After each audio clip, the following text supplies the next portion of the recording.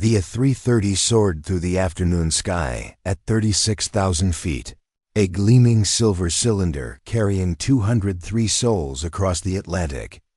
Inside the cockpit, Captain Diana Reeves held her coffee mug with steady hands, monitoring the instruments with the practiced ease of someone who had logged over 15,000 flight hours.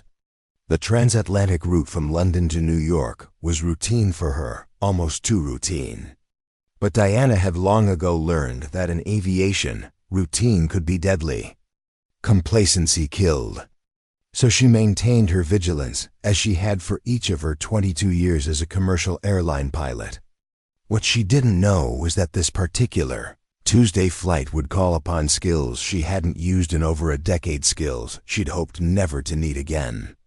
Before we jump back in, tell us where you're tuning in from, and if this story touches you, make sure you're subscribed, because tomorrow I've saved something extra special for you. Weather looks clear all the way to JFK, First Officer Marcus Chen remarked, scrolling through the latest meteorological data. Should be smooth sailing. Diana nodded, allowing herself a small smile. That's what they always say right before everything goes sideways. Marcus laughed. At 32, he was still new enough to find her superstitions amusing. Captain, with all due respect, you're the most paranoid pilot I've ever flown with. Not paranoid. Prepared, Diana corrected, her dark eyes scanning the horizon with military precision. There's a difference. Before joining Transatlantic Airways, Diana had spent 8 years as an Air Force pilot, flying combat missions in conflict zones most passengers couldn't locate on a map. Her military experience had shaped her into the pilot she was today: meticulous, disciplined, and always expecting the unexpected. The airlines had hired her for precisely these qualities, though few of her colleagues knew the full extent of her background. Diana preferred it that way. 6 hours into the flight, as the cabin crew prepared to serve the second meal service, Diana excused herself for a quick bathroom break, leaving Marcus at the controls. She nodded to Jessica Alvarez, the chief flight attendant, as they passed in the first-class cabin. "Everything good back there?" Diana asked, her voice carrying the natural authority that came from years of command. Jessica smiled. "All quiet. A few complaints about the in-flight entertainment system in row 32, but nothing major." Diana continued toward the lavatory, her practiced eyes scanning the cabin as she walked. Business class was half empty, typical for a midweek flight. In the premium economy section, a young mother was soothing a fussy toddler, while an elderly couple napped peacefully nearby. Everything appeared normal, except for one small detail that triggered Diana's finely tuned instincts: a man in seat 24C who seemed unusually tense, his eyes following her movement with too much intensity. She filed the observation away, a habit from her military days. Probably nothing. Just a nervous flyer who finds it reassuring to watch the captain. Still, something about his rigid posture and the way he clutched his backpack made her uneasy. Diana had just returned to the cockpit when it happened.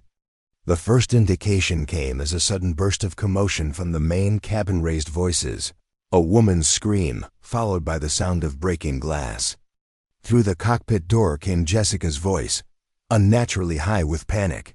"Captain, we have a situation." Diana exchanged a quick glance with Marcus before activating the interphone. "This is the captain. What's happening back there?" Instead of Jessica's voice, a man's came through the speaker, his accent thick and his tone leaving no room for misinterpretation. "This aircraft is now under our control. You will follow our instructions precisely, or people will die. Do you understand?" Preparing and narrating this story took us a lot of time, so if you are enjoying it, subscribe to our channel. It means a lot to us. Now back to the story.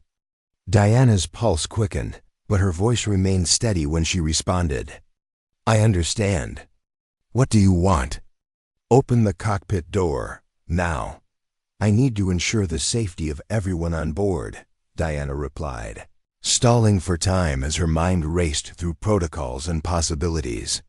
"You have 30 seconds to open this door, or we start killing passengers." "Your choice, Captain." Diana muted the interphone and turned to Marcus, whose face had drained of color. "Emergency protocols, now." Her voice was calm but left no room for argument. "Contact a TC, squawk 7500. Marcus nodded, his hands already moving to the transponder to input the hijack code that would silently alert air traffic control to their situation. As he did, Diana reached beneath her seat and retrieved something that technically shouldn't have been there, a small black case that contained a 9mm handgun. "What the hell?" Marcus whispered, eyes wide at the sight of the weapon. "Federal flight deck officer," Diana explained tersely, checking the magazine. "Certified to carry on domestic flights. Technically not authorized for international routes, but I never fly without it." The Federal Flight Deck Officer program had been created after 9/11s to train and arm pilots as a last line of defense against hijackers. Diana had been among the first to volunteer, passing the rigorous psychological screening and weapons training with the same excellence she brought to everything in her life. "We have 20 seconds, she said, glancing at the cockpit door, reinforced after 9/11s to withstand bullets, axes, and explosives. "Here's what's going to happen. I'm going to open the door. When I do, you lock it behind me and do not open it again under any circumstances. Not if they threaten passengers, not if they threaten me. You fly this plane to the nearest secure airfield. Is that clear?" Marcus's eyes widened in disbelief. "Captain, you can't go out there." "I'm not giving them control of this aircraft," Diana said firmly. "And I'm not letting them slaughter passengers if I can prevent it. I have training for this situation that you don't." "This is suicide," Marcus protested. Diana checked her watch. 10 seconds remained. "Maybe, but I'm not letting them turn this plane into a weapon or kill innocent people." She tucked the handgun into the back of her waistband, concealing it beneath her uniform jacket. "Remember your oath, First Officer. The safety of everyone on this aircraft is now in your hands." Before Marcus could argue further, Diana unlocked the cockpit door and stepped through, pulling it firmly shut behind her. She heard the lock engage and silently thanked Marcus for following orders, even as she faced what awaited her in the cabin.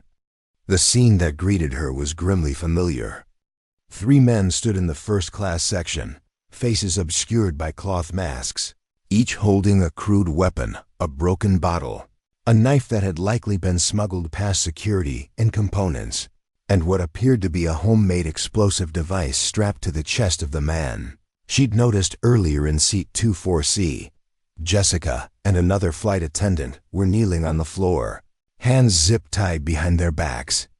The passengers in first class sat frozen in terror, while frightened faces peered from behind the curtains separating the cabins. Captain Diana Reeves, the man with the explosive vest, said, stepping forward, "How good of you to join us." The fact that he knew her name sent a chill down Diana's spine. This wasn't a random hijacking. They had targeted this flight specifically, perhaps had even targeted her. "What do you want?" Diana asked, keeping her voice steady as she assessed the situation. 3 visible hijackers, possibly more, seated among the passengers. Improvised weapons, but the explosive device looked alarmingly sophisticated. "What all freedom fighters want, Captain, justice, and you're going to help us deliver it by flying this aircraft to a new destination." "And where would that be?" The man smiled coldly. "Cuba, to start. After that, we have other plans." Cuba. It was close enough to the U.S. to be reached with their current fuel load, yet outside immediate U.S. jurisdiction. A staging point, not their final destination. Whatever they intended, it wouldn't end well for the passengers. "I'll need to check our fuel status and file a new flight plan," Diana said, playing for time. "My first officer is inexperienced." He can't handle this aircraft alone through a major course change. The leader stepped closer, his breath hot against her face. Do you think I'm a fool, Captain? Your first officer is perfectly capable. You are valuable to us, but not irreplaceable. The cockpit door will open for him as easily as it opened for you. Not anymore, Diana replied. Emergency protocols have been activated. The door can now only be opened from the inside, regardless of the entry code. Rage flashed across the man's face. Then call him and tell him to open it. I can do that, Diana said, maintaining eye contact. But first, I want all passengers moved to the rear of the aircraft, away from potential danger, and I want your assurance that no one will be harmed. You are not in a position to make demands. The leader hissed, pressing the blade of his knife against Diana's throat. And that's when Diana Reeves smiled. It wasn't a smile of fear or surrender. It wasn't even the tight, professional smile she offered passengers during turbulence to reassure them. This was something else entirely, a cold, calculating expression that transformed her features from those of a commercial airline captain into something more predatory, more dangerous. The leader noticed the change and hesitated, confusion flickering across his eyes. That moment of uncertainty was all Diana needed. In one fluid motion, she gripped his wrist, twisted the knife away from her throat, and drove her knee hard into his solar plexus. The man doubled over, gasping for breath as the knife clattered to the floor. The second hijacker lunged forward with his broken bottle, but Diana was already moving. 8 years in the Air Force hadn't just taught her how to fly. It had taught her how to fight. She sidestepped his attack, seized his outstretched arm, and used his own momentum to slam him face first into the bulkhead. He crumpled to the ground, unconscious. The third man, the one with the explosive vest, backed away, fumbling with something in his hand. A detonator. Stop! He shouted, his finger hovering over the button. I'll blow this entire plane out of the sky. Diana froze, calculating her options. The vest looked authentic enough, wires connecting what appeared to be blocks of explosive material. But something about the man's demeanor didn't read right. His eyes darted nervously, sweat beading on his forehead. More importantly, the leader had mentioned plans beyond Kubi plans that would require the aircraft to remain intact. No, you won't, Diana said calmly, taking a deliberate step forward. Because that's not a real bomb. The man's eyes widened in shock. Stay back. I'm warning you. A real suicide bomber doesn't sweat like you're sweating, Diana continued, taking another step. He doesn't back away when challenged.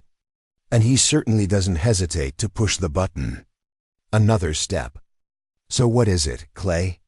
Modeling putty painted to look like Semtex? Doubt rippled through the first-class cabin as passengers began to process her words. The leader, still doubled over but recovering, shouted something in a language Diana recognized as Chechen. The man with the vest hesitated, his finger still on the detonator button. That split second of indecision was all Diana needed. She lunged forward, tackling him to the ground while simultaneously drawing her concealed handgun. The detonator flew from his grasp, skidding across the cabin floor where a quick-thinking passenger covered it with a pillow. Nobody move, Diana ordered, pressing the barrel of her gun against the temple of the leader, who was now attempting to rise. Flight attendants, I need all passengers moved to the rear cabins now. And someone find me something to restrain these men. Jessica, despite her bound hands, was already directing the other flight attendants who had rushed forward. Seatbelt extensions, she suggested. We can use them as restraints. Within minutes, all 3 hijackers were secured to first-class seats with seatbelt extensions, zip ties from the aircraft's emergency kit, and even a few neckties donated by business-class passengers. Diana performed a quick check of the explosive vest, confirming her suspicion. It was theatrical, designed to intimidate rather than detonate. Marcus, she called through the interphone. Situation is under control. 3 hijackers subdued. Maintain secure cockpit and continue to the nearest authorized emergency landing field." "Roger that," came Marcus's relieved voice. "Boston Logan is diverting all traffic. We're cleared for priority landing in 28 minutes." Diana turned to the passengers, who were watching her with expressions ranging from shock to awe.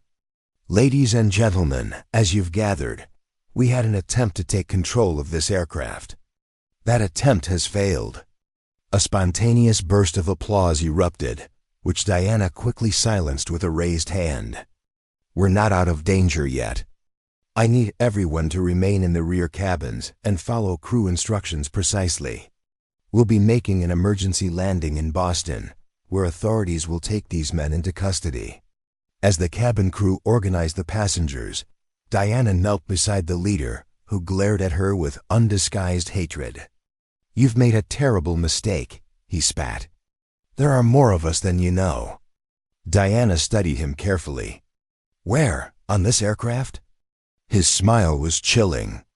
"Everywhere." This was just the beginning.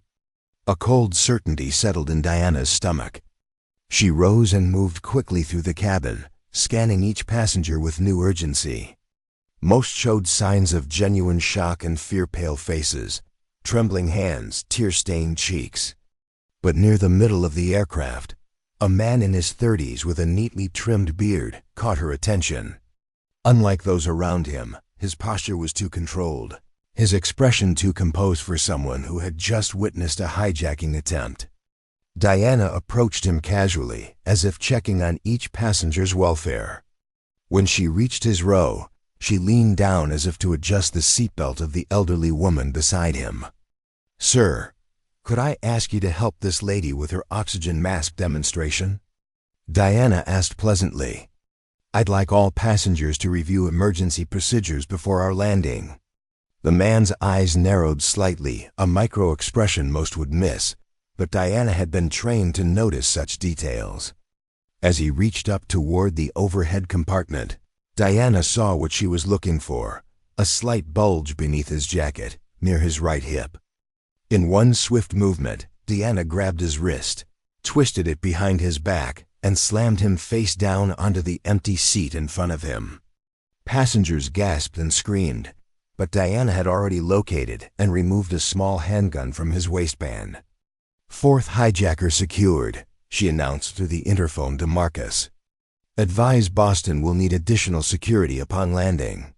The remaining flight to Boston was tense but orderly. Diana stationed herself in the first-class cabin, gun visible on her hip, watching over the restrained hijackers while the rest of the crew kept passengers calm and prepared for the emergency landing. Jessica, now freed from her restraints, proved herself worthy of her position as chief flight attendant, moving through the cabin with remarkable composure, reassuring frightened passengers and organizing them for the impending landing. As the Massachusetts coastline appeared on the horizon, Diana returned briefly to the cockpit, relieved to find Marcus handling the approach with professional competence, despite the extraordinary circumstances. "Boston ATC reports FBI hostage rescue team and tactical unit standing by," he informed her. "They'll board as soon as we're on the ground." Diana nodded. "Good work, Marcus. I'll take the controls for landing." "Captain," Marcus said hesitantly as she settled into her seat, "what you did out there, that wasn't standard airline protocol." Diana's lips curved into a tight smile. "No, it wasn't. You're not just FFDO trained, are you?" She began the landing checklist, her movements precise and methodical. "That's a conversation for another time, First Officer. Right now, let's focus on getting this aircraft safely on the ground." The A330 touched down at Boston Logan International Airport with textbook precision, greeted by a phalanx of emergency vehicles, police cars, and black SUVs bearing the FBI insignia. As they taxied to a remote stand, Diana made one final announcement to the passengers. "Ladies and gentlemen, we have landed safely in Boston. Please remain in your seats with your seatbelts fastened until authorities board the aircraft. Follow their instructions exactly. I want to commend you all for your courage during this ordeal, and I promise you that you are now safe." Her words were met with thunderous applause. As federal agents boarded the aircraft and took custody of the hijackers, Diana watched with professional detachment, answering questions briefly and precisely. Only when the last passenger had disembarked and been escorted to the terminal did she allow herself a moment to process what had happened. Standing alone in the empty first-class cabin, Diana felt the adrenaline finally begin to subside, leaving her hands with a slight tremor she hadn't permitted herself to show until now. 22 years as a commercial pilot, and nothing in her training had prepared her for this day. Nothing except the classified operations she'd been part of long before she ever donned a transatlantic airways uniform. A tall man in a dark suit appeared at the aircraft door, showing credentials to the remaining flight attendants before approaching Diana. "Captain Reeves," he said, extending his hand. "Special Agent Thomas Blackwood, FBI. I'd like to ask you a few questions about today's events." Diana shook his hand firmly. "Of course. Perhaps somewhere more private?" Blackwood suggested, gesturing toward the exit. Diana gathered her flight bag and captain's hat, following the agent down the jet bridge. As they walked, Blackwood spoke in a low voice that wouldn't carry to the airline staff and emergency personnel still milling about. "Captain, your actions today saved 203 lives and prevented what could have been a catastrophic terrorist event. The Bureau would like to formally acknowledge your courage." "I was just doing my job," Diana replied automatically. Blackwood stopped walking and turned to face her directly. "Were you? Because from the preliminary reports I'm getting, your response went well beyond what we'd expect from a commercial airline captain." He paused, studying her face. "Your passengers described your actions as professional and military. One even used the word lethal." Diana met his gaze evenly. "I'm FFDO certified. All my actions were within the scope of that training. FFDO training doesn't typically include hand-to-hand combat techniques of the caliber witnesses described," Blackwood countered. "Nor does it typically include the ability to psychologically profile a suicide bomber in seconds and correctly determine the threat is fake." Diana remained silent, her expression neutral. Blackwood sighed. "Captain Reeves, I'm not here to cause problems for you. Quite the opposite. But we've identified one of your hijackers, and his connections are concerning. This wasn't a random event." "They knew my name," acknowledged. "That suggests planning, targeting." "It suggests more than that," Blackwood said quietly. "The leader is Zakhar Orlov, a known operative with ties to several international terrorist networks. And he specifically asked for you by name, not just your title." A chill ran down Diana's spine, though her expression remained unchanged. "What are you suggesting, Agent Blackwood?" "I'm suggesting that someone with your unique background might be precisely why this flight was targeted." Blackwood produced a small card from his pocket. "My direct line. When you're ready to discuss your service record, beyond what appears in your airline personnel file, I'd appreciate a call." Diana took the card without comment, slipping it into her pocket as they continued toward the terminal where debriefings, paperwork, and hours of questioning awaited. She knew this incident would generate headlines around the world. "Heroic pilot thwarts hijacking." The airline would celebrate her. Passengers would call her a hero. Talk shows would request interviews. But Diana also knew something the world didn't, that the nightmare wasn't over. If Zakhar Orlov had targeted her specifically, it meant her past had finally caught up with her. The quiet life she'd built for herself over the past decade, the careful reinvention from covert operative to respected commercial pilot, had been shattered in the space of 30 minutes at 36,000 feet. As she stepped into the bright lights of the terminal, camera flashes already popping from the media gathered beyond the security cordon, Diana's mind was racing through contingencies, threat assessments, and protective measure skills she'd hoped never to need again but had never truly forgotten.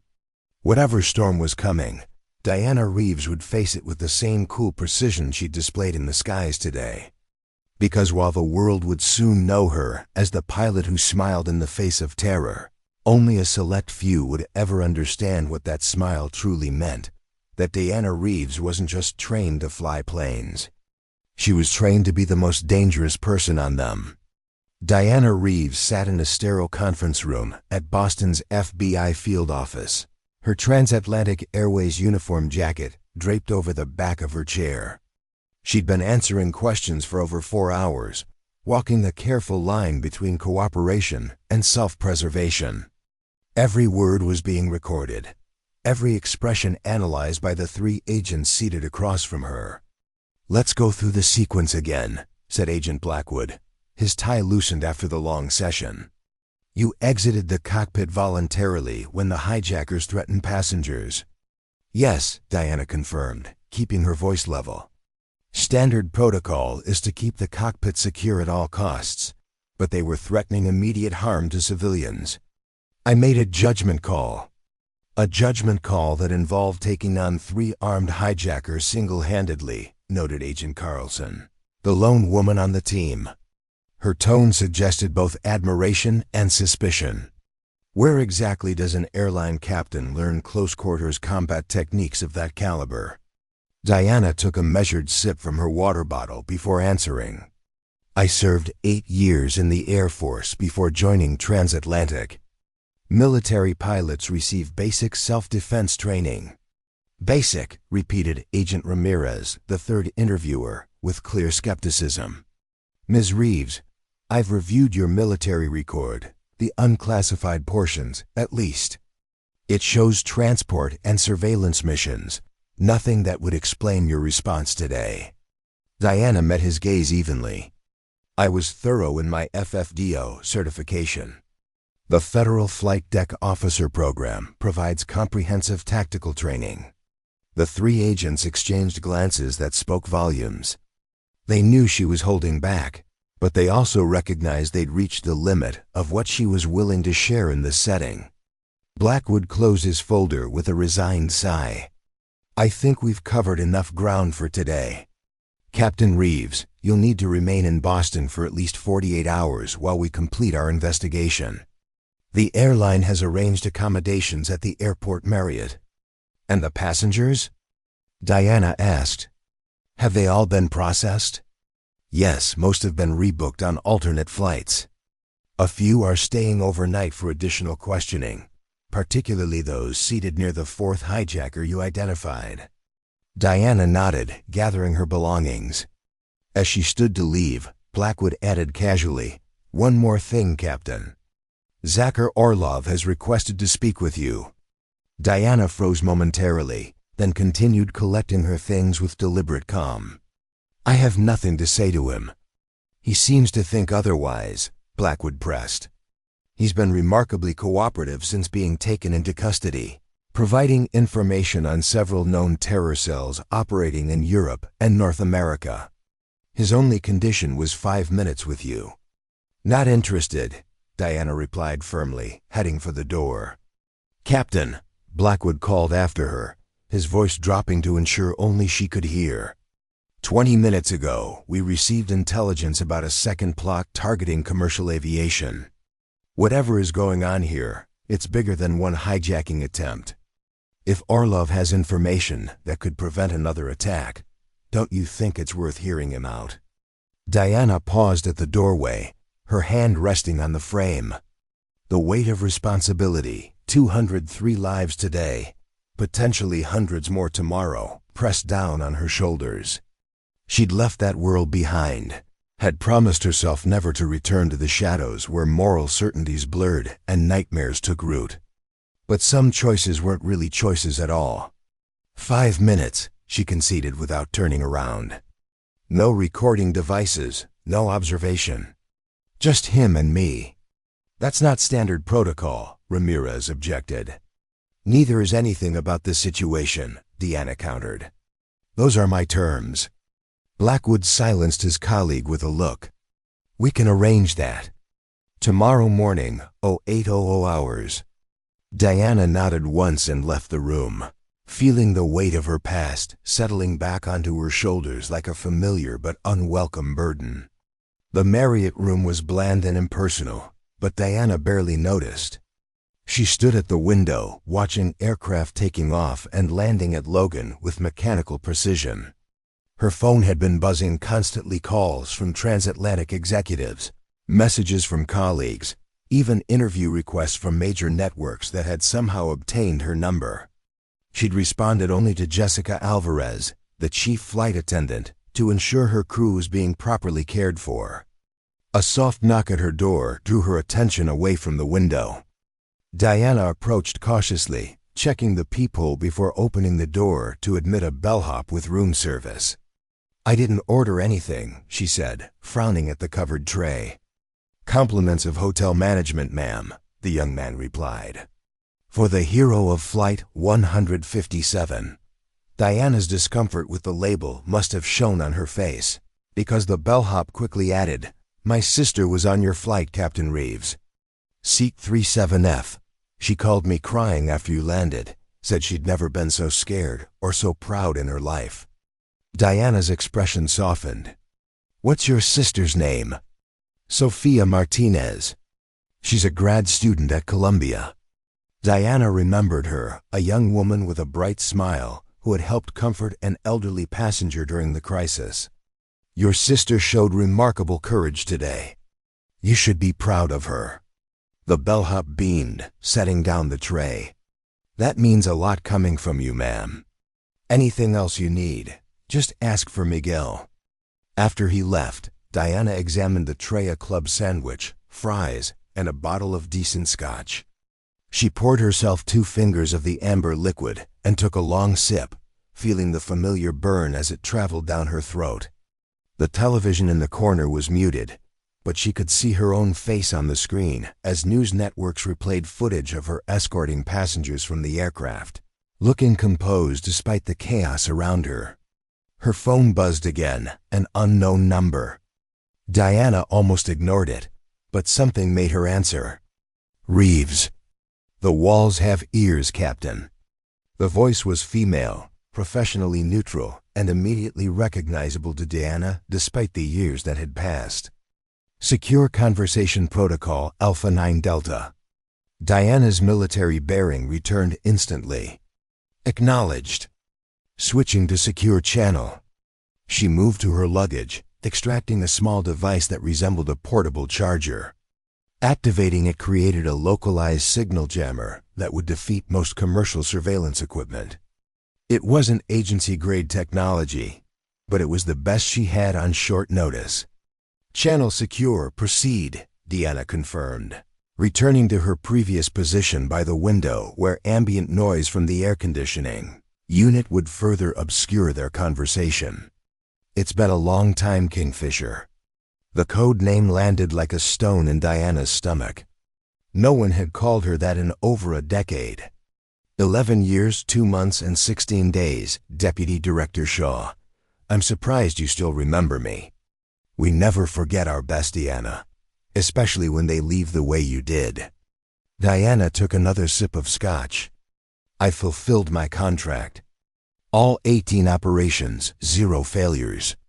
The agency agreed to let me walk away clean. And we honored that agreement," Shaw replied. "Until today, when your face was broadcast on every news channel worldwide. Do you have any idea what you've done?" "Saved 203 lives," Diana answered flatly, "and potentially compromised dozens of ongoing operations. Zakir Orlov isn't just any terrorist. Diana, he's connected to at least 3 intelligence services and has fingers in operations across 4 continents. If he recognized you—" "He did," Diana interrupted. "He knew my name before I entered the cabin." A long silence followed. "That changes things," Shaw finally said. "Have you spoken with him?" "Tomorrow morning. FBI arranged it at his request." "Cancel it," Shaw ordered. "We're extracting you tonight." A team is already en route to your location. Diana felt a familiar coldness settle into her bones, the operational clarity that had once defined her existence. No, I'm done running, Shaw. Whatever Orlov wants, whatever game he's playing, I need to know. These people targeted a commercial flight because of me. That makes it my responsibility to ensure it doesn't happen again. Your responsibility ended when you turned in your credentials, Kingfisher. You're a civilian now, a valuable asset with knowledge that could compromise national security if extracted. Our priority is containment. The implication was clear. Diana was no longer an operative to be protected. She was a potential liability to be managed. And if I refuse extraction? Shaw's sigh carried the weight of difficult decisions made over decades of service. Don't make this harder than it needs to be, Diana. You know how this works. Diana did know. She'd been on the other side of similar conversations, the hunter rather than the hunted. I'll meet with Orlov as scheduled. After that, we can discuss extraction options.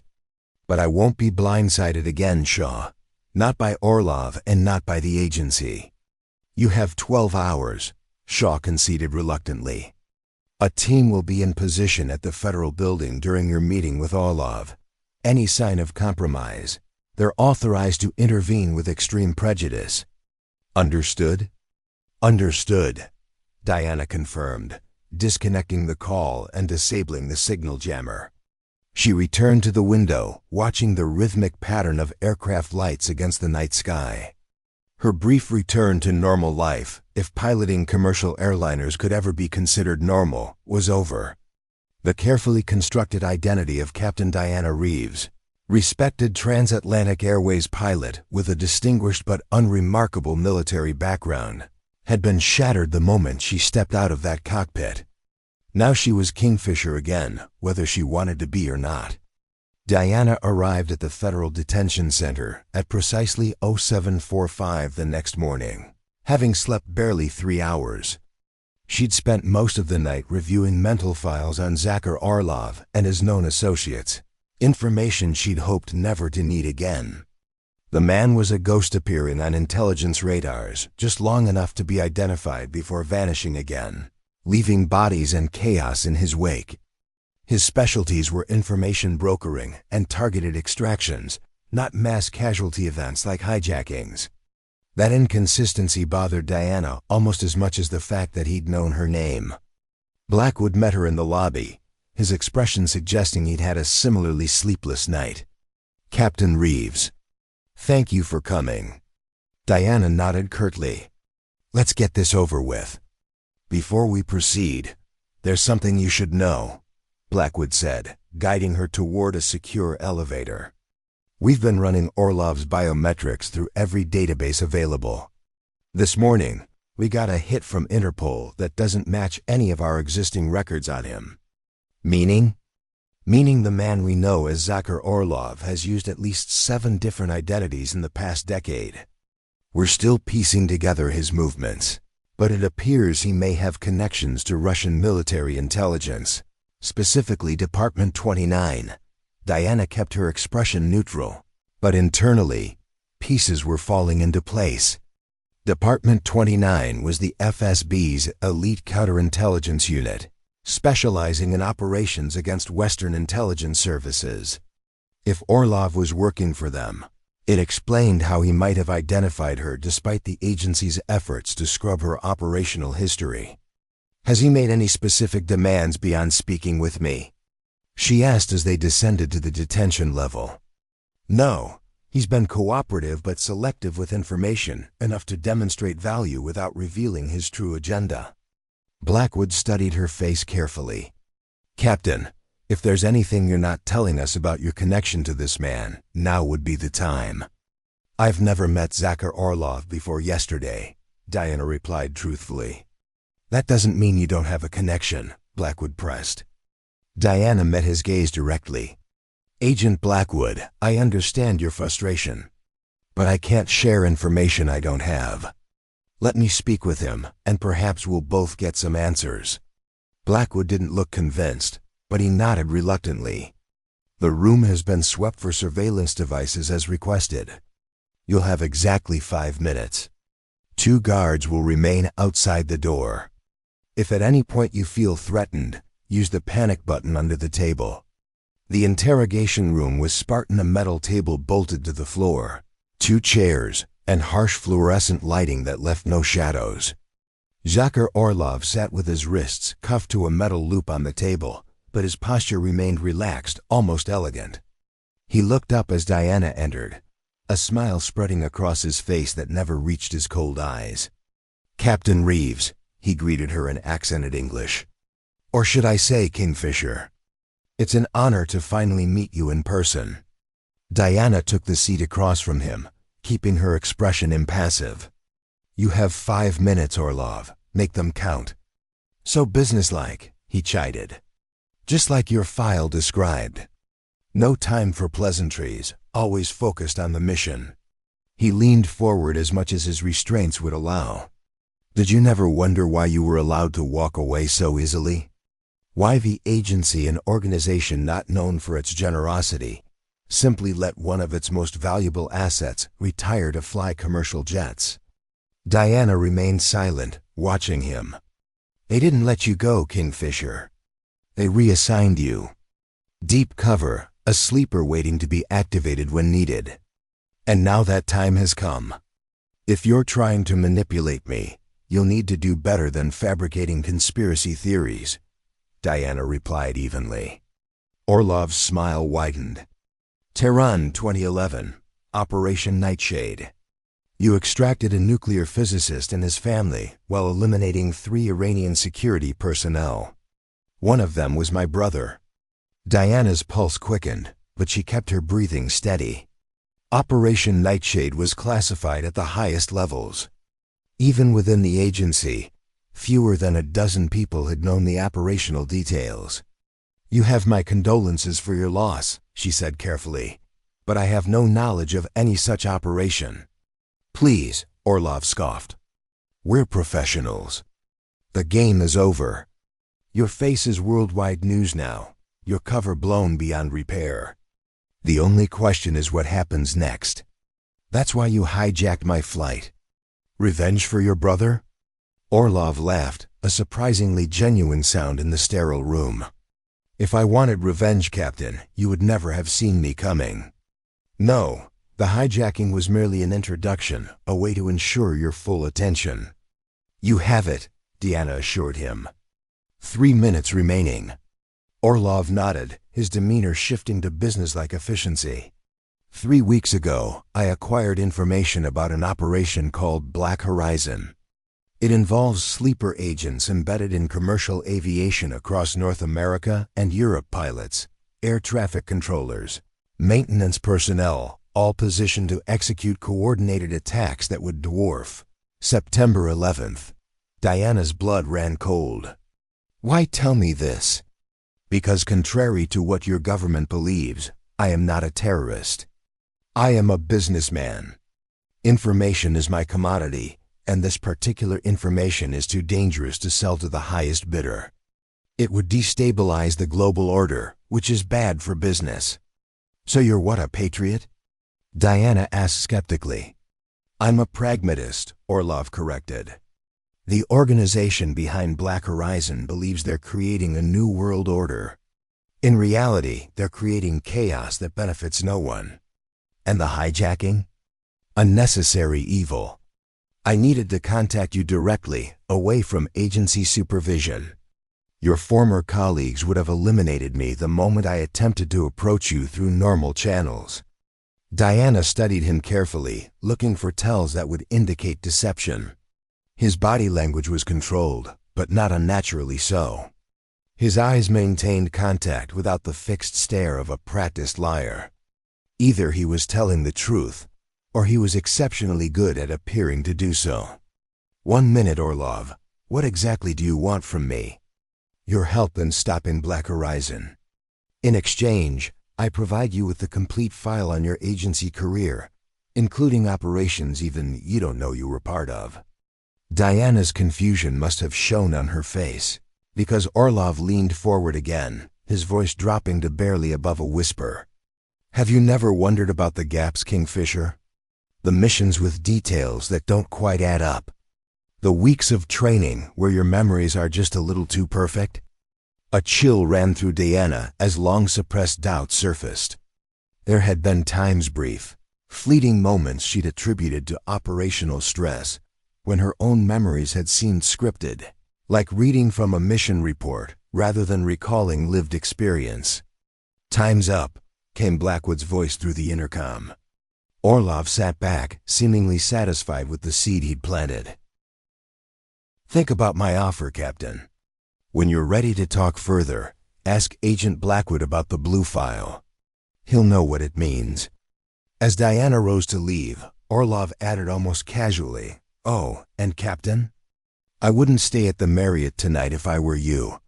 The agency's extraction team has orders that don't include your continued breathing. Diana kept her face expressionless as she exited the room, but her mind was racing. Shaw's words from last night took on new meaning. Our priority is containment. Not her protection, but the containment of what she knew, or what she might discover. Blackwood was waiting in the hallway, his expression guarded. Learn anything useful? Perhaps, Diana replied noncommittally. He mentioned something called a blue file. Does that mean anything to you? The flicker in Blackwood's eyes was almost imperceptible, but Diana caught it, a momentary recognition quickly suppressed. I'll have to check our databases, he said carefully. Any other actionable intelligence? Nothing concrete yet, Diana replied, matching his professional tone while mentally adding his reaction to the growing list of inconsistencies. But I think he might be willing to provide more with the right incentives. Blackwood nodded, guiding her back toward the elevator. We'll explore those options. In the meantime, the airline has scheduled a press conference for this afternoon. They're expecting you to make a statement. I'm not interested in publicity, Diana said firmly. It's not optional, Captain. The world wants to hear from the hero who took down 4 hijackers at 36,000 feet. Your airline CEO is flying in specifically for this event. Diana recognized the manipulation for what it was, a way to keep her visible and therefore harder to disappear. The question was whether Blackwood was trying to protect her or control her. Fine, she conceded. But I'll need to return to the hotel first to prepare. Of course, Blackwood agreed too readily. I'll have an agent drive you. As they reached the lobby, Diana made a show of checking her phone. Actually, I just got a message from my first officer. He's nearby and offered to give me a lift.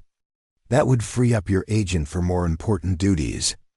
Blackwood hesitated, but the excuse was reasonable. Very well.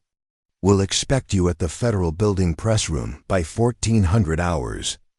Diana nodded and walked outside, moving with purposeful confidence toward the parking area where she had no intention of meeting Marcus Chen. Instead, she hailed a taxi the moment she was out of Blackwood's sight. South Station, she instructed the driver, already planning her next moves. If Orlov was telling the truth about the extraction team, she couldn't return to the Marriott. If he was lying, she was potentially compromising a legitimate agency security operation. But the doubt had been planted, and in Diana's experience, doubt kept you alive in the field. As the taxi pulled away from the Federal Building, Diana felt the familiar cold focus of operational planning settling over her. Whatever game was being played, by Orlov, by the agency, by Blackwood, she was no longer just a piece on the board. She was a player again, whether she wanted to be or not. And the stakes were higher than ever. South Station bustled with midday travelers, providing Diana with the anonymity she needed to implement her contingency plan. Years of operational habit had led her to prepare for situations like this, when trust evaporated and alliances shifted without warning. She purchased a disposable phone from a convenience kiosk, then made her way to a public locker she'd rented under an alias the day she began flying for transatlantic. The biometric lock responded to her fingerprint, revealing a weatherproof case containing emergency essentials, cash in multiple currencies, 2 passports with different identities, a non-traceable credit card, a compact 9mm pistol with ammunition, and a small medical kit. Diana took everything except the weapon. She wasn't ready to cross that line yet, and carrying it would severely limit her transportation options. Finding a quiet corner in the station's food court, Diana powered up the disposable phone and dialed a number from memory. "Michael's Marine Supply," answered a gravelly voice. "I need to speak with Ray about the Kingfisher model," Diana said, using a code phrase established years ago. The line went silent for several seconds before a different voice came on. "I thought the Kingfisher was discontinued. Recently back in production, but there may be quality control issues," Diana replied, completing the verification sequence. "Diana," the man's voice softened with recognition. "Jesus, I never thought I'd hear from you again." "I saw the news." "Not secure, Ray," she interrupted. "I need your help." "The old workshop, 1 hour."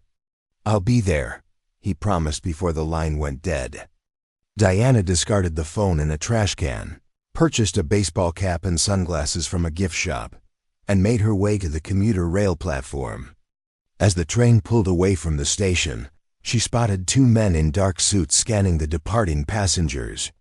Their body language screamed federal agents, though whether FBI or agency, she couldn't tell from this distance.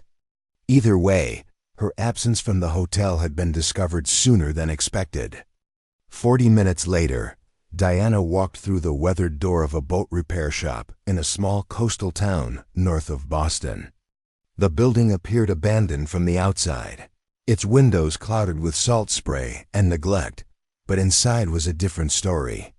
State-of-the-art diagnostic equipment lined the walls, and a sleek racing boat occupied the central work area, its engine disassembled with meticulous precision.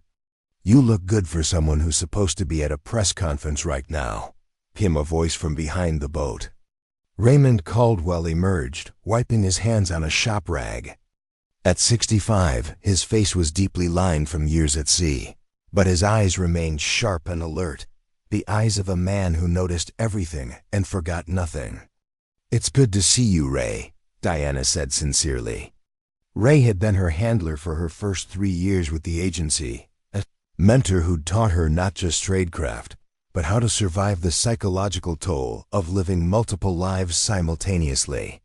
When she'd left the agency, he'd been the only one who'd seemed genuinely happy for her rather than disappointed or suspicious. "Can't say the same, kid. You being here means you're in serious trouble." He gestured toward a small office at the back of the shop. "Come on back. Place is clean. I sweep it daily out of habit." The office was spartanly furnished with a desk, 2 chairs, and a wall of security monitors showing various angles of the surrounding area.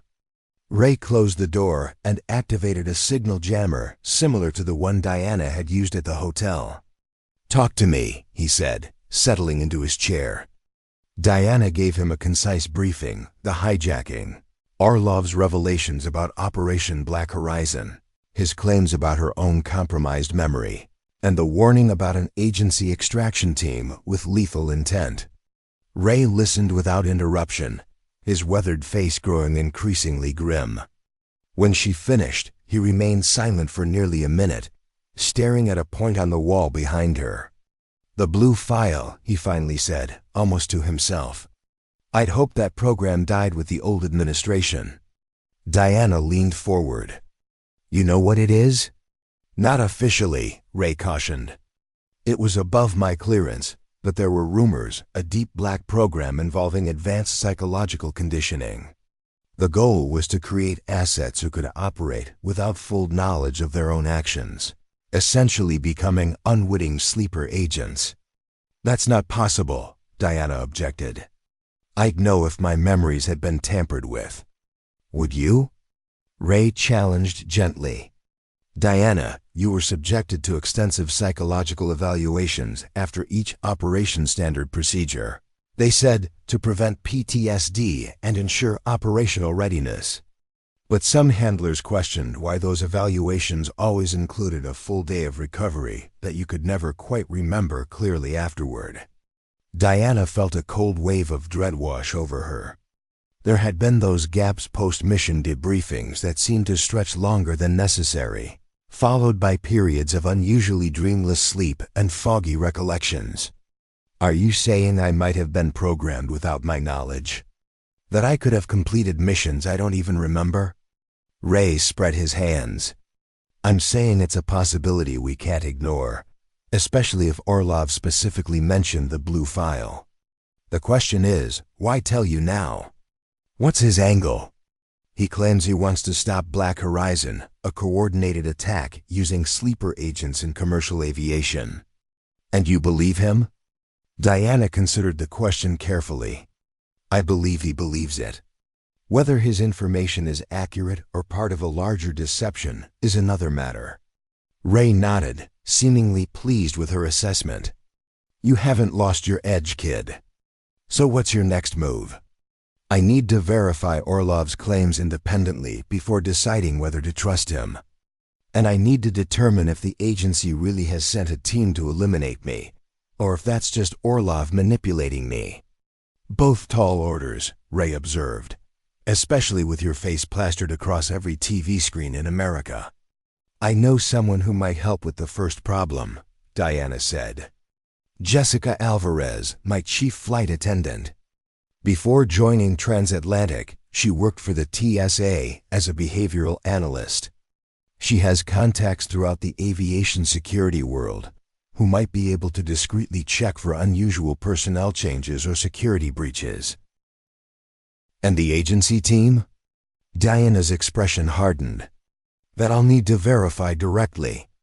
I can't stay off the grid indefinitely without confirming the threat is real. Ray studied her face. You're thinking about setting a trap. A controlled exposure, Diana corrected.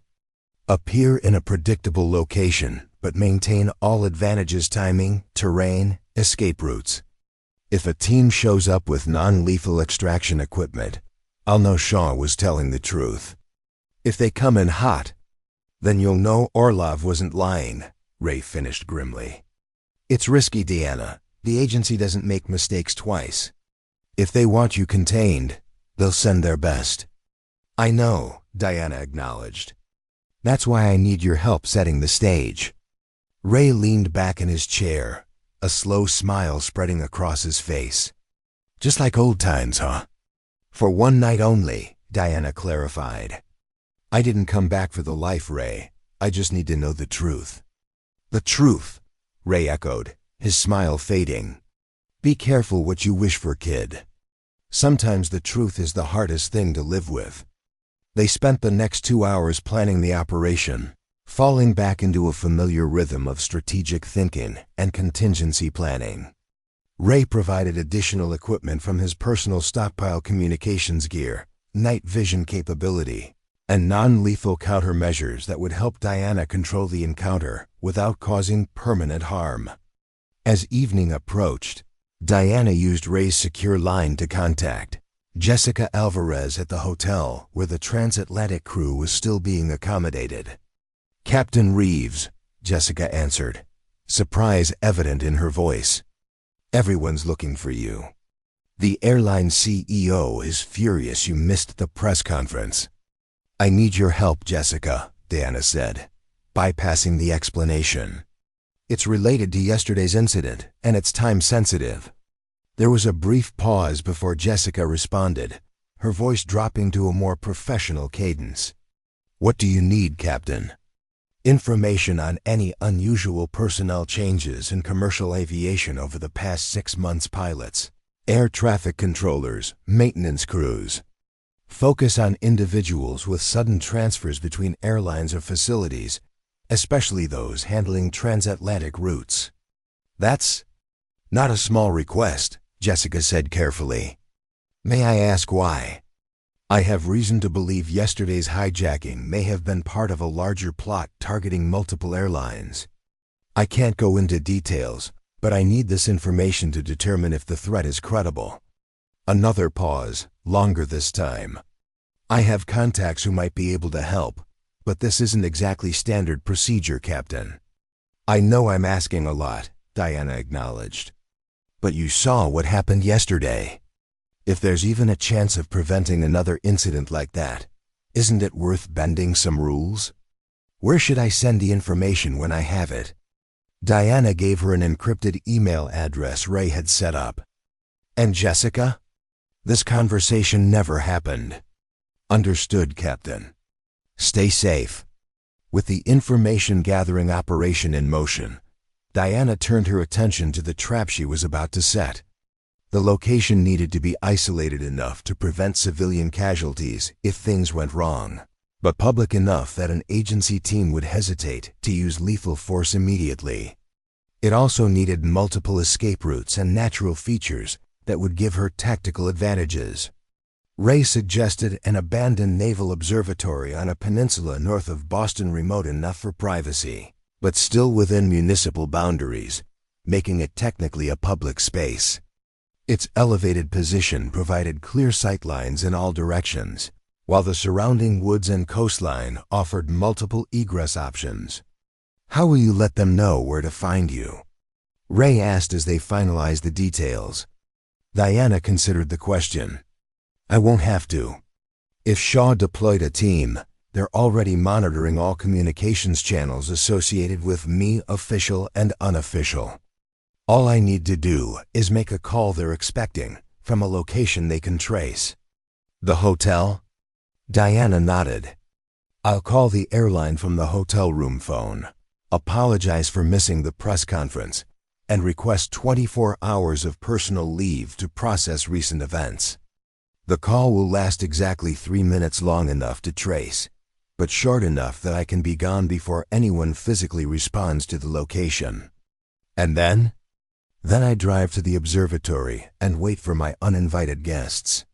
Ray's expression was troubled. I don't like you doing this alone, Diana. Let me come as backup. Absolutely not, Diana said firmly. If I'm wrong about this, I'm the only one who faces consequences. If you're involved, you become a target too. I'm already involved, Ray pointed out. And I'm too old and too ornery to start worrying about agency politics now. Diana placed a hand on his shoulder.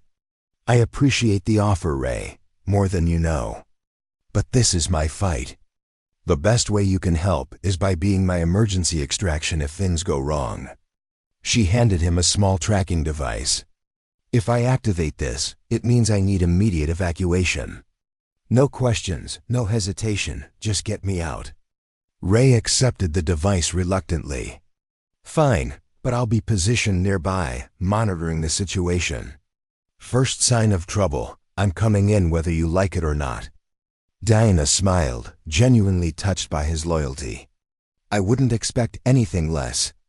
As darkness fell, Diana prepared for the operation, changing into black tactical clothing provided by Ray and checking her equipment one final time. The plan was straightforward. Return to the Marriott briefly to make the traced call, then proceed immediately to the observatory and establish position before the agency team could mobilize. One last thing, Ray said as she prepared to leave. From a safe in his office, he retrieved a small case containing a syringe and vial. Fast-acting sedative. Non-lethal, but will knock someone out for about 20 minutes. Just in case. Diana accepted the case with a nod of thanks. She hoped she wouldn't need it, but in operations like this, it was better to have options than regrets. The drive back to Boston was tense but uneventful. Diana parked several blocks from the Marriott and approached on foot, using service entrances and stairwells to avoid the main lobby where FBI agents might still be posted. Her room key still worked, a good sign that her absence hadn't yet triggered a full security lockdown. The hotel room appeared undisturbed, but Diana performed a quick sweep for surveillance devices anyway.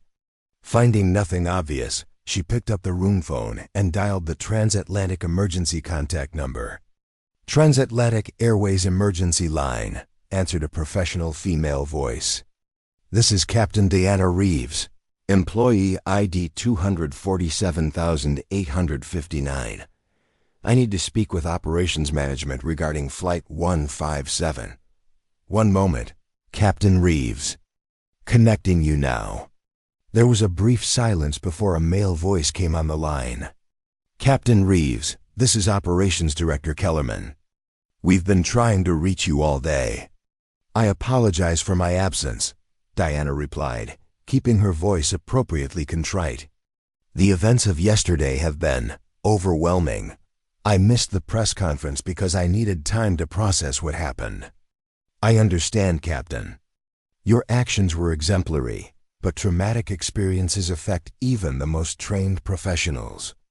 Do you need psychological support?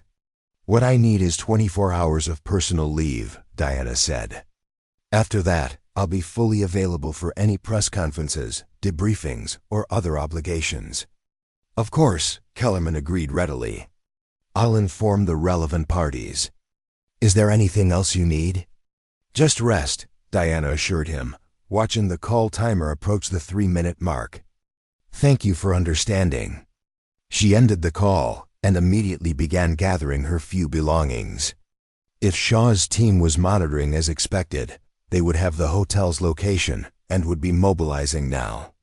Diana had perhaps 15 minutes before they arrived, plenty of time to be elsewhere. As she prepared to leave, Diana paused at the window, looking out at the Boston skyline illuminated against the night sky. Somewhere out there, forces were converging that would determine not just her future, but potentially the safety of countless innocent lives. The weight of that responsibility settled on her shoulders like a familiar burden, heavier than she remembered, but not unbearable. This wasn't the life she had chosen when she hung up her uniform and joined Transatlantic Airways. But perhaps it was the life she had been preparing for all along, without even knowing it. If Orlov was right about the blue file, about her compromised memories and the agency's deeper agenda, then everything she believed about her past might be built on carefully constructed lies. The thought should have terrified her. Instead, Diana felt a cold, clarifying anger taking root, not just at the possibility of betrayal, but at the violation of her most basic right to an authentic life. Whatever the truth, she would face it head-on, as she had faced every challenge in her life, with precision, courage, and an unwavering commitment to protecting the innocent. Diana slipped out of the hotel room and made her way to the emergency stairs, disappearing into the night just as a black SUV pulled up to the hotel entrance. The trap was set. Now it was time to see who would walk into it and what truths would be revealed when they did. The abandoned naval observatory loomed against the night sky, its weathered dome silhouetted by the waxing moon. Diana positioned herself on the second level of the main building, where the original astronomical instruments had once tracked celestial movements across the New England sky. Now the cavernous space provided perfect acoustics. She would hear anyone approaching long before they reached her. The equipment Ray had provided gave her additional advantages: thermal imaging goggles to detect heat signatures in the surrounding woods, a directional microphone that could pick up whispered conversations at remarkable distances, and a tactical vest with basic ballistic protection. Diana wasn't planning on a firefight, but she'd survived this long by preparing for worst-case scenarios. At precisely 10:17 p.m., the directional microphone picked up the first signs of approach, the soft crunch of tactical boots on forest undergrowth, followed by the nearly imperceptible clicks of communication devices. Diana adjusted the thermal imaging goggles, counting heat signatures moving through the trees.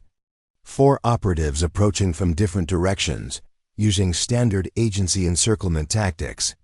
Their formation confirmed what Diana had feared. This wasn't a protection detail, or even a standard extraction team. This was a tactical elimination squad, deployed when the agency needed a problem to disappear permanently. The knowledge should have terrified her, but instead, it brought a strange clarity. Orlov had been telling the truth about the agency's intentions, which lent credibility to his other claims about Operation Black Horizon. Diana activated her secure communication device, sending a prearranged signal to Ray. Team confirmed. Lethal intent likely. Proceeding with contact. Ray's response was immediate. Abort. Extraction team too aggressive. Let me create a diversion. Diana smiled at his protectiveness but typed back, negative. Need confirmation of agency involvement. Will proceed as planned. She silenced the device before Ray could argue further. The approaching team was now within 50 meters of the building, moving with the practiced precision that spoke of extensive operational experience. Diana recognized the formation. She had used it herself on extraction missions, where the target's cooperation wasn't expected or required. Making her decision, Diana moved to the observatory's main floor and positioned herself beside the entrance, deliberately creating enough noise to alert the approaching team to her presence. Then she waited, counting her own heartbeats as the team closed in.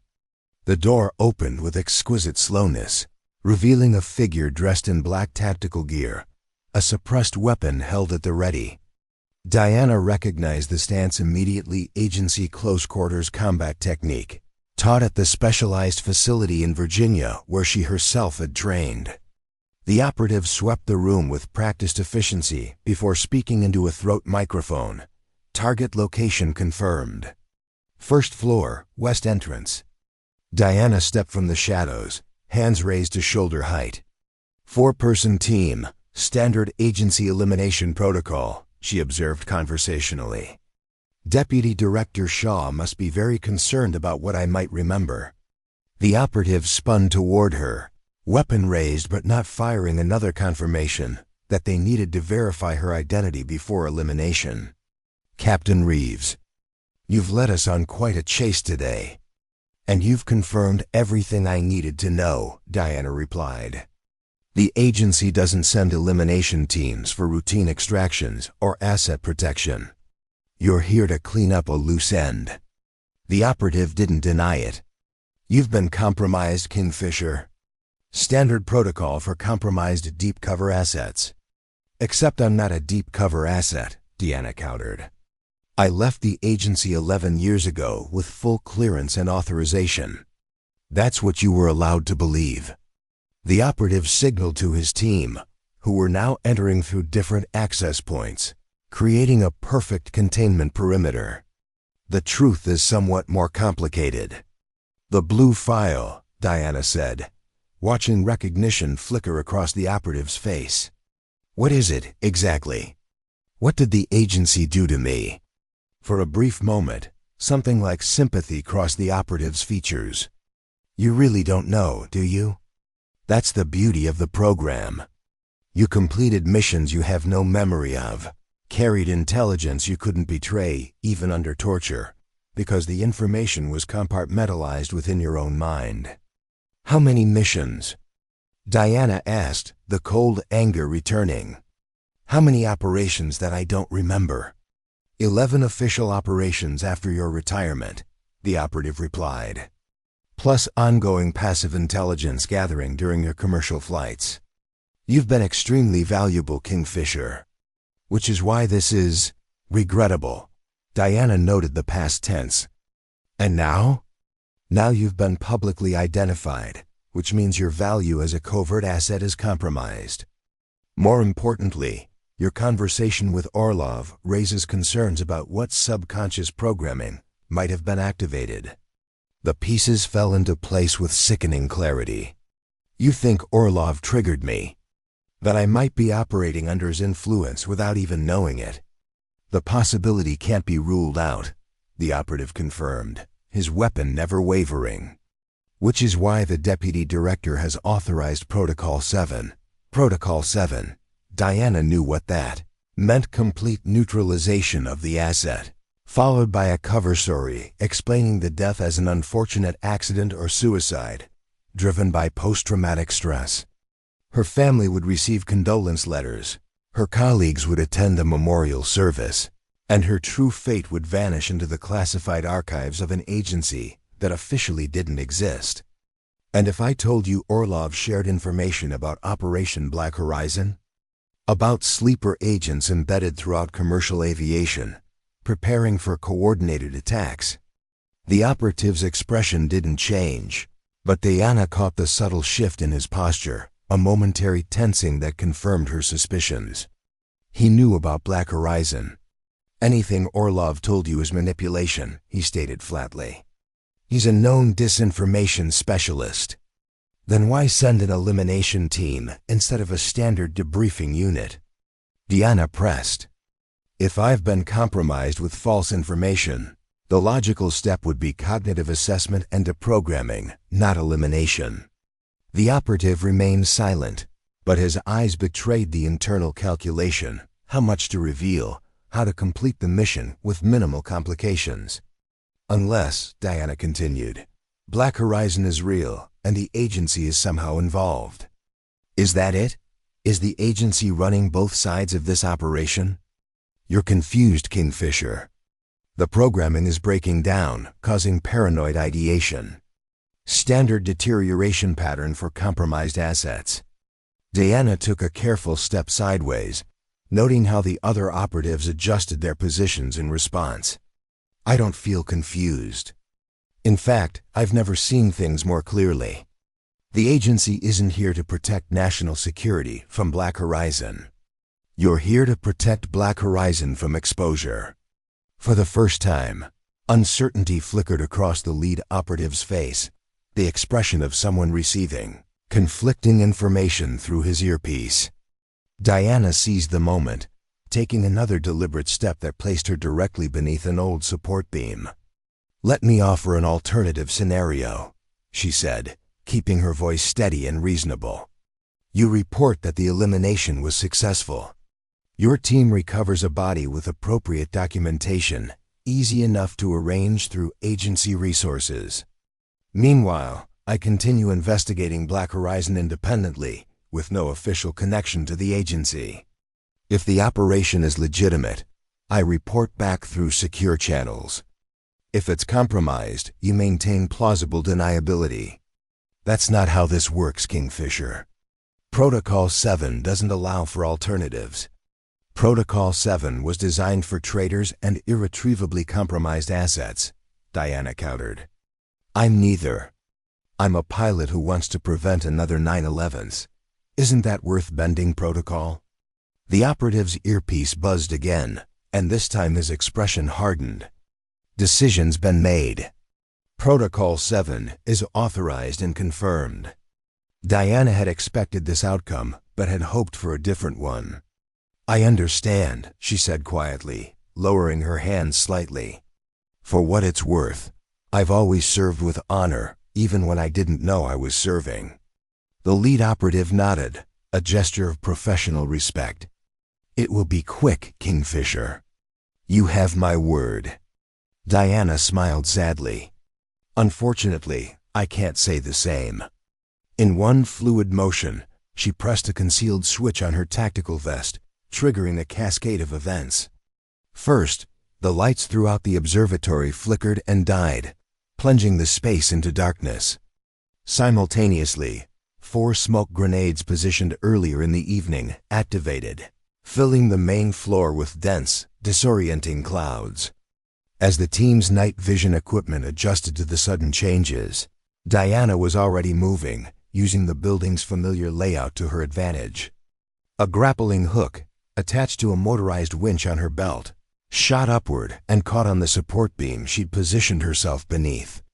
The device pulled her rapidly upward as confused shouts and laser sights cut through the smoke below.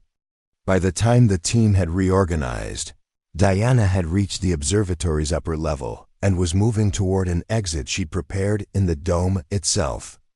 Outside, the night air was cool against her face as she emerged onto the observatory's roof. The elimination team would be seconds behind her, their training allowing them to adapt quickly to her countermeasures. Diana activated the second phase of her plan, triggering a series of non-lethal flashbang devices inside the building that would buy her precious moments to reach the zip line she'd installed earlier, running from the observatory dome to the tree line 200 meters away. As she connected her harness to the line, Diana heard the first operatives reaching the roof access point.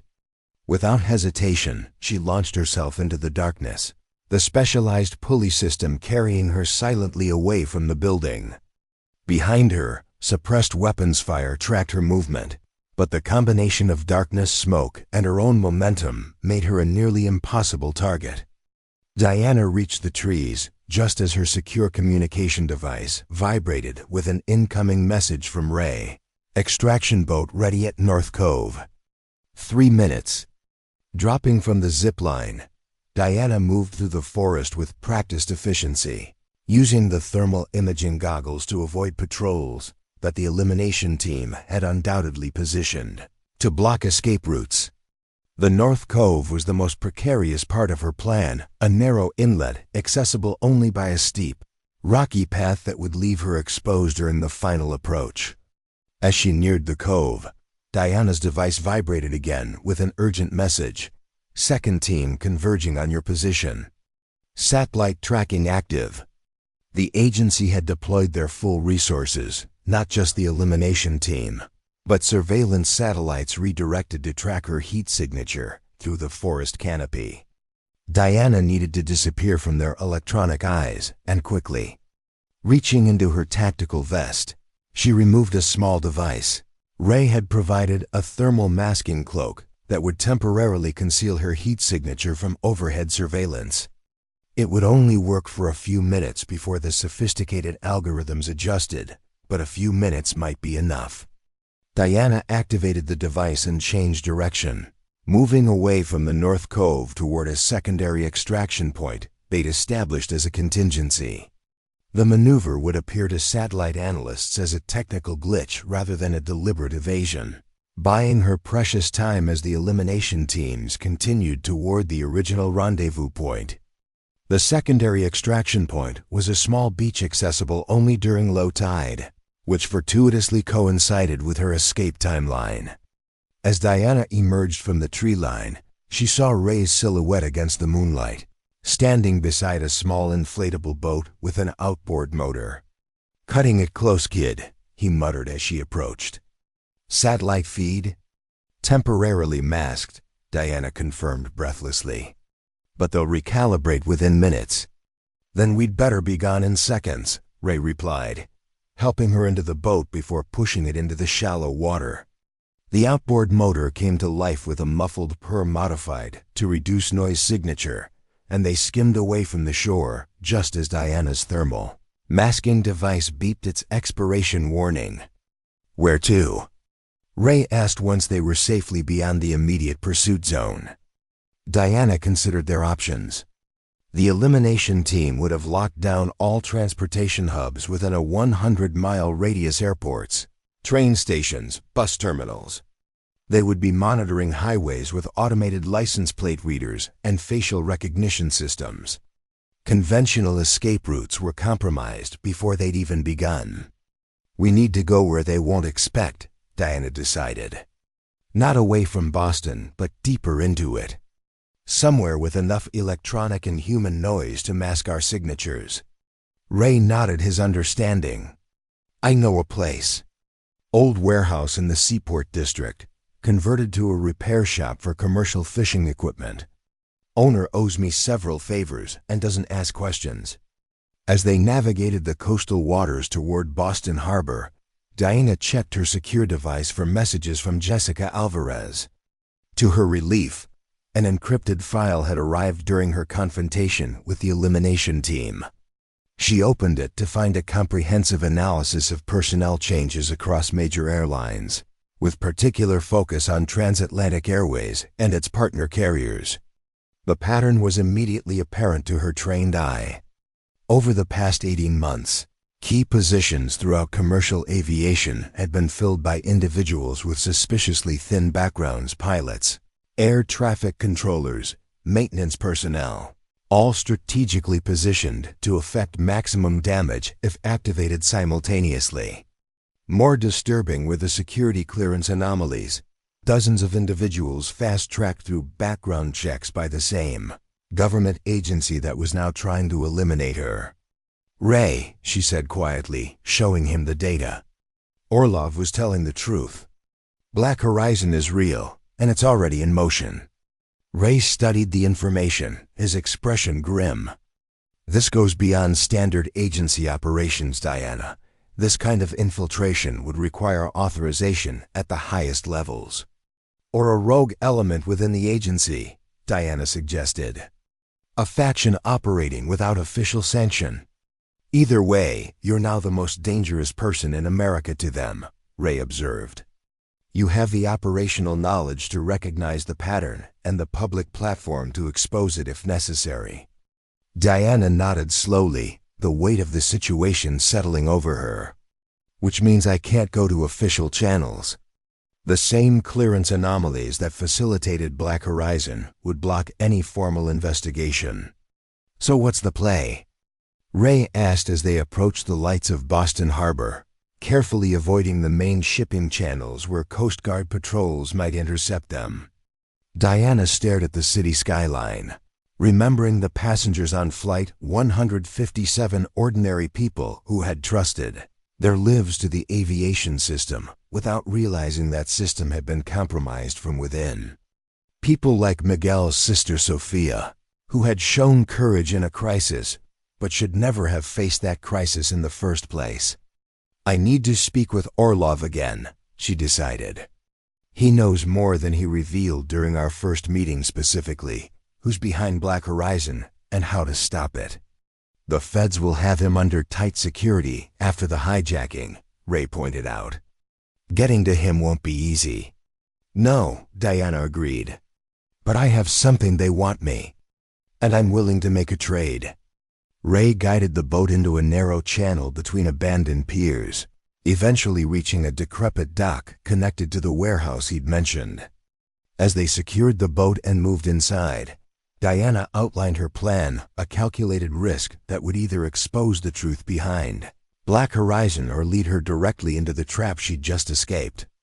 This is insane, Ray objected once she'd finished explaining. You're voluntarily walking back into their crosshairs. With conditions and leverage, Diana corrected. I'll contact Agent Blackwood, not the agency, but the FBI. His reactions during our conversations suggest he's genuinely investigating the hijacking, not participating in a cover-up. And if you're wrong about him? Diana's expression hardened. Then I'll adapt, as I've always done. But innocent lives are at stake. Ray, if Black Horizon is what Orlov claims, a coordinated attack using commercial aircraft as weapons, then thousands could die if we don't stop it. Ray recognized the determination in her eyes, the same unwavering resolve that had made her one of the agency's most effective operatives. You never really left the life, did you? He asked softly. Even flying commercial routes, you were still the guardian at the gate. Maybe that's what the agency saw in me, Diana acknowledged. The need to protect, to stand between innocent people and harm. They just found a way to use it for their own purposes. Dawn was breaking over Boston Harbor as Diana prepared to make the call that would either save lives or end her own. She'd spent the night analyzing Jessica's data, identifying key personnel and infrastructure vulnerabilities that confirmed Orlov's warnings. The pattern was unmistakable to her trained eye, a carefully orchestrated infiltration designed to create simultaneous failures across multiple airlines and air traffic control systems. Before you do this, Ray said, handing her a fresh secure phone, there's something you should know. I made some calls last night while you were working. That operative who led the elimination team. His name is Jason Mercer. He was your partner on 3 missions before your retirement, missions that were subsequently erased from your memory. Diana absorbed this new information with a calm that surprised even her. You think he might have been trying to warn me? That his hesitation wasn't just professional courtesy? I think nothing in this business is ever exactly what it appears, Ray replied. Just keep an open mind about who your allies might be. Diana nodded, then dialed the number Agent Blackwood had given her at their first meeting. He answered on the second ring, his voice carefully neutral. I was wondering when you'd call, Captain Reeves. "I'm ready to come in," Diana said without preamble. "But I have conditions." "You're not exactly in a position to make demands," Blackwood observed. "There's a nationwide alert for your detention. Because I evaded an agency elimination team last night? Or because I've uncovered evidence of Operation Black Horizon?" The silence that followed told Diana everything she needed to know. Blackwood was aware of Black Horizon, but perhaps not its full scope or the agency's involvement. "I have actionable intelligence on a plot to use compromised aviation personnel in a coordinated attack," Diana continued. "I'm willing to share that intelligence in exchange for a secure meeting with Zakir Orlov, supervised by you personally, not the agency." "What makes you think I can arrange that?" Blackwood asked carefully. "Because you're investigating the hijacking independently of agency oversight, and because Orlov specifically mentioned you in connection with the blue file. He believes you can be trusted." Another pause then. "Where are you now?" "Somewhere safe," Diana replied. "I'll come to you when the meeting with Orlov is arranged. Federal building, main conference room, with only you and 2 agents of your choosing present. No agency personnel, no recording devices except those under your direct control. And if I refuse, then I take my evidence public to every major news outlet simultaneously. The resulting chaos would likely derail Black Horizon, but at the cost of mass panic and permanent damage to public trust in commercial aviation." Blackwood sighed audibly. "You're playing a dangerous game, Captain." "Not a game," Diana corrected. "A mission. One I didn't choose but am uniquely qualified to complete." "I'll need 2 hours to make arrangements," Blackwood finally said. "But Captain, if you're wrong about any of this, if you're operating under some kind of psychological manipulation, a lot of people could get hurt." "I know," Diana acknowledged. "That's why I'm coming in rather than handling this alone." 2 hours, Agent Blackwood. "Don't make me regret trusting you." As she ended the call, Ray gave her a questioning look. "Well, he's arranging the meeting," Diana confirmed. "Now we wait and prepare for every possible outcome." The 2 hours passed with methodical efficiency as Diana and Ray planned for contingencies, ranging from a legitimate meeting to an ambush. Diana committed to memory the key data points from Jessica's analysis, ensuring the information would survive even if she didn't. Ray provided additional equipment, including a subdermal transmitter that would allow him to track her location if the meeting went sideways. When it was time to leave, Diana changed into civilian clothes provided by Ray, nondescript attire that wouldn't draw attention but allowed freedom of movement if needed. The concealed holster at her lower back carried a standard 9mm pistol, not her preference, but necessary given the circumstances. "This feels like a final mission briefing," Ray observed as they made their final preparations. "You sure you don't want me closer than the perimeter?" Diana smiled, touched by his concern. "You'll be more valuable as external support if things go wrong. Besides, someone needs to ensure the evidence reaches the right people if I don't make it out." "Don't talk like that," Ray admonished. "You've survived worse odds." "True," Diana acknowledged. "But I've never had my own agency trying to eliminate me before. Adds a certain complexity to the equation." Ray clasped her shoulder firmly. "Remember your training, trust your instincts, and don't hesitate if the moment comes. You're still Kingfisher regardless of what they did to your memories." Diana nodded, grateful for his steadfast confidence. "I'll see you on the other side, Ray, one way or another." The federal building's main entrance was conspicuously free of the usual security presence when Diana approached Blackwood's doing, presumably to minimize witnesses. A single agent met her at the door, conducting a cursory security check before escorting her to the conference room where Blackwood waited with Zakir Orlov. The Russian sat calmly at the table, his restraints more ceremonial than functional.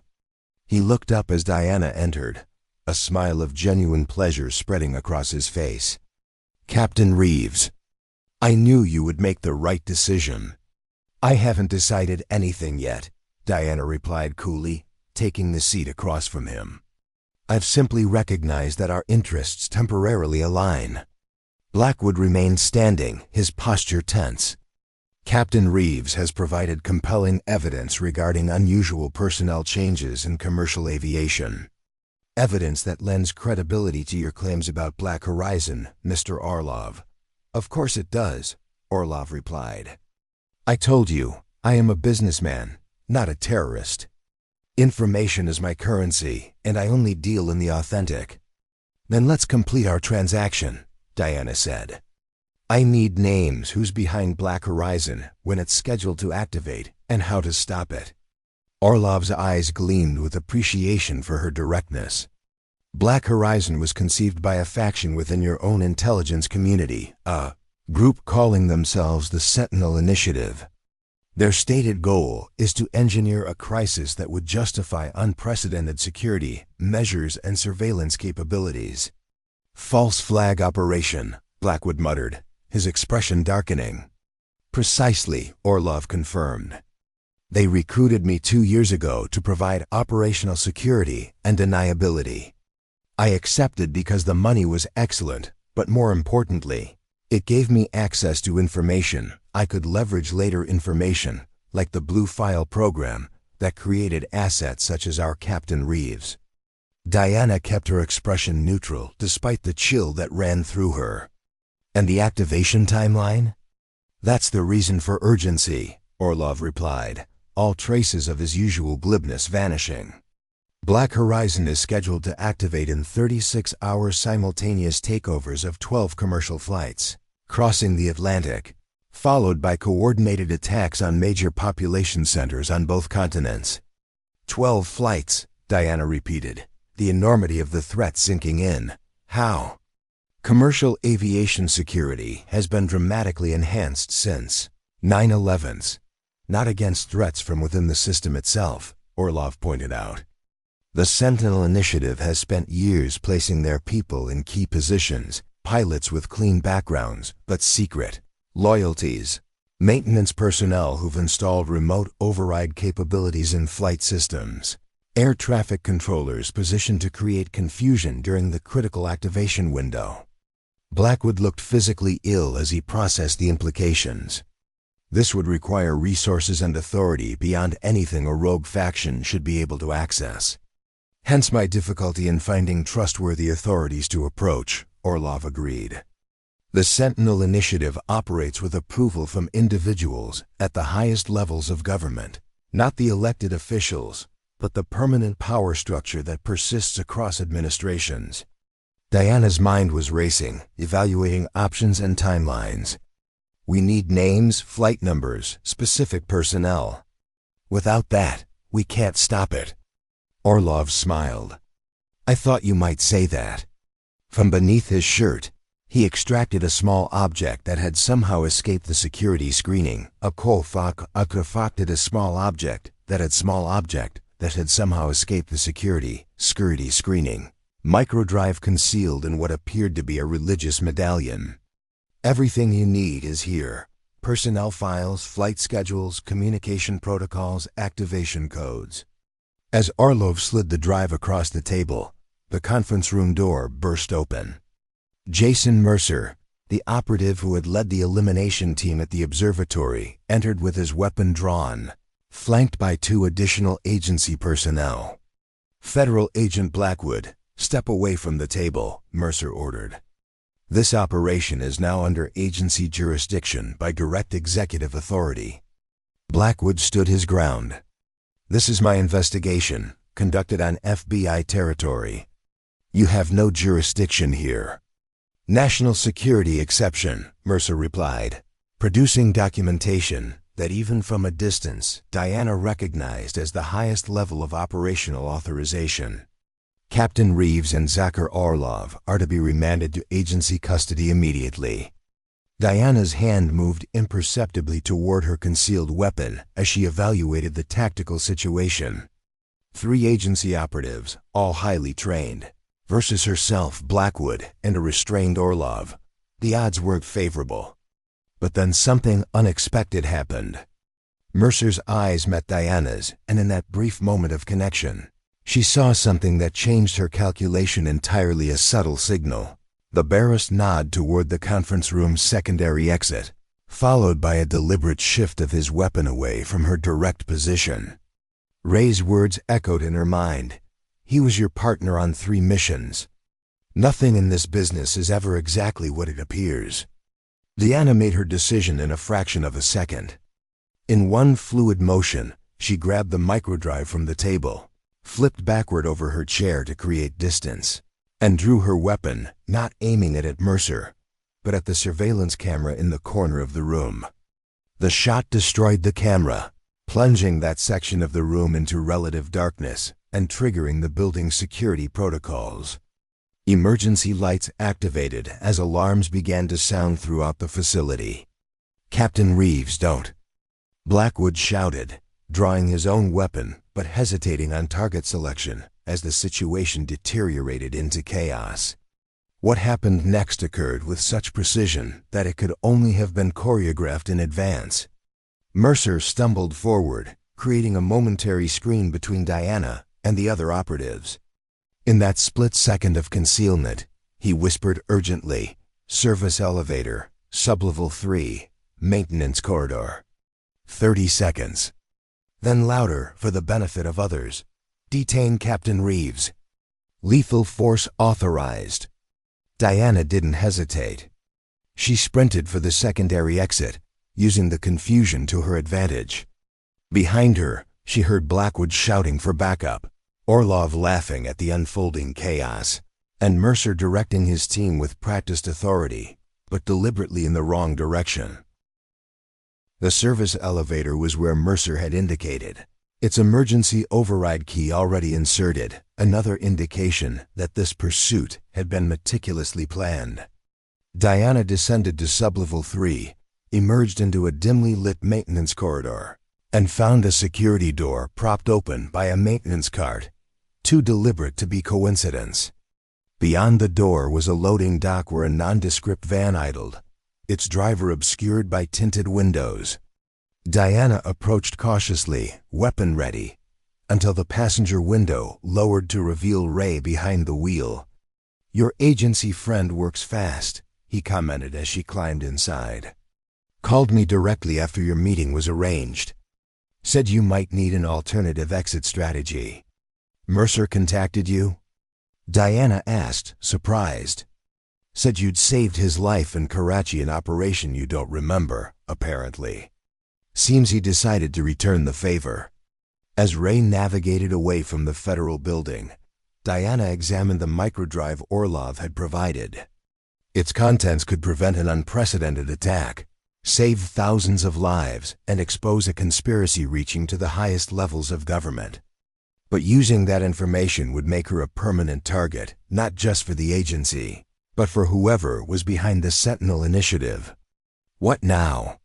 Ray asked, sensing her internal debate. Diana stared out at the Boston skyline, where commercial aircraft traced their routes across the morning sky, each carrying hundreds of lives in fragile aluminum tubes, each potentially vulnerable to the threat Orlov had described. "Now we do what I've always done," she replied with quiet determination. "Protect the innocent, regardless of personal cost. Even if it means never going back to your old life?" Ray pressed gently. "Never flying commercially again?" Diana thought of her passengers on Flight 157, of the moment she'd stepped from the cockpit, knowing she might never return.